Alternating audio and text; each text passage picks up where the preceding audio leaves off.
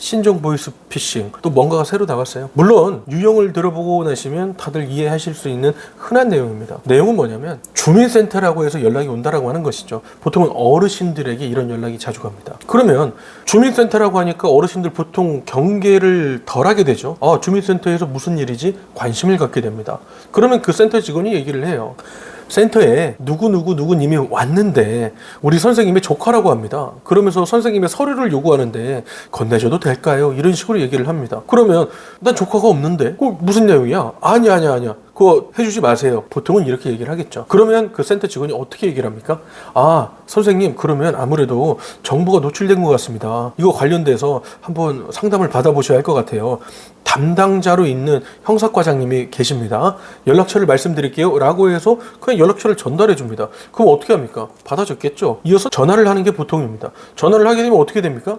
네, 형사 흉내를 내고 있는 보이스피싱 범죄자와 통화를 하게 되는 거죠. 통화를 하게 되면 내용은 되게 뻔해요. 어떻게 합니까? 범죄에 노출됐다. 지금 우리 선생님의 돈이 다 인출될 수 있다. 빨리 현금으로 바꿔놔라. 이렇게 보통은 얘기를 합니다. 그러면 이 어르신 어떻게 합니까? 자, 첫 번째, 주민센터에서 연락이 왔죠. 두 번째, 형사과장하고 통화하는데 형사과장이 뭐라고 합니까?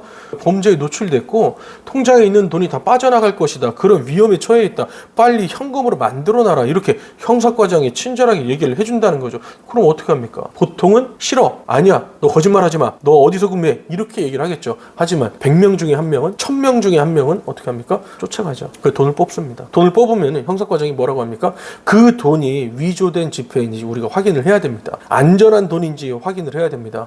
어디에 갖다 놓으십시오. 그럼 어떻게 해요? 갖다 놓습니다. 물론 이 단계에서 이거 이상해 라고 느끼는 경우도 많죠. 이 단계에서 은행 직원이 알아차려요. 이 단계에서 제3자가 옆에서 보고 있다가 문제라고 생각돼요. 그럼 어떻게 합니까? 가서 그렇게 하지 마세요. 도움을 주죠. 그래서 실제 뉴스에도 많이 나오고 있는 겁니다. 이 단계에서 주변에 도움을 받게 되면 그게 또 이슈가 되는 거죠. 하지만 보호를 받지 못하는 경우도 많죠. 그래서 돈을 다 뽑아서 갖다 놓습니다. 그럼 어떻게 됩니까? 범죄자들이 와서 그 돈을 다 가져가죠. 평생 동안 모아왔던 그 돈이 한순간에 사라지게 됩니다. 이 내용이 지금 신종 보이스피싱으로 전달이 되고 있습니다. 혹시라도 주변에 어르신들이 있다면요, 이 내용 전달해 주시고요. 주민센터에서 이렇게 연락이 온다? 개인 번호로. 그리고 또 형사과장이 돈을 갖다 뽑으라고 했다? 여러분, 이런 일은 없습니다. 경계하시고 정말 이런 일이 있다면 바로 전화를 끊으십시오.